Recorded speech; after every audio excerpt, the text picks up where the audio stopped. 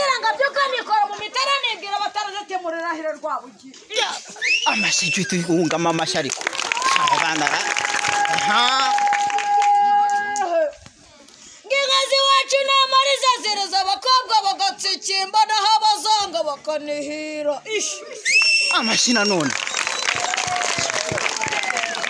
Azirime ndangamirwa nayishoye kwireba byabwizigeze mwibange asanga umutini w'umusaza yakubakubya nyiramwisi ni Yesu yaze mucumita ihembe mu byanikaraze kabiri mujogonya mu manga amashyi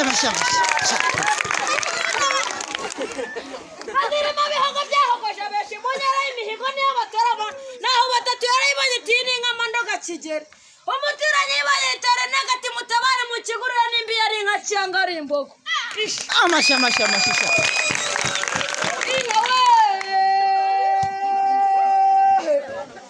simbuga zirira ndavuga zibisha simbuga ubwazikunda ndavuga ubuziryohera ubwatsi buryohera inka n'ubw'amahindura naho ubw'igitondo buzitonda amabona ubw'impinga bukazimara agahinda naho ubw'umugoroba n'ubw'impindu nimararungu wanjye amashyi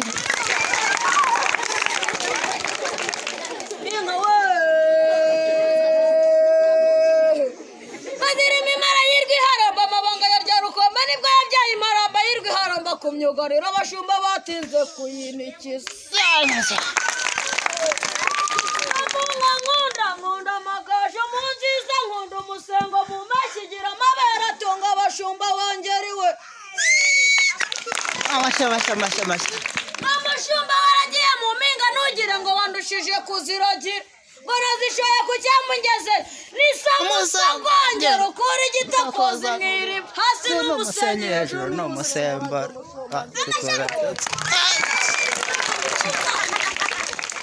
bijya nkundira Kagame Paul n'umugabo mu iterambere ngo yanze bwabuka bw'ubuhembe bw'ubuhotora bwakamwaga dunyidunyi abafashe indege ajya mu Burayi azana inzungu imvaburayi zimwe zikamwa vurugu diridiri iyigenzi igicubira cyunamugeriwe namugana nukarara umugabo pfizi nukarara isumba kirara nukarara imitavu igisabo nugasebe kivuga uruvubu yivugiye ku muvumba maze uruvuzi urakunda ibyara imisenge inkurikirane za rugondo muragakura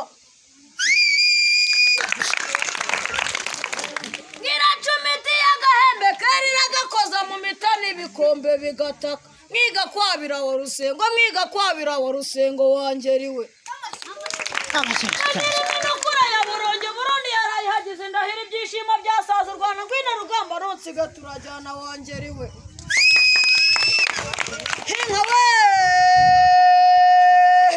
Bazirime igitare kidatera umukamyi kidatubye umukamo kidatera umushumba agahinda wangeriwe Warisongo niba guyari kubita n'ihinde nitwa rugara rw'inka amashyi cyane itorero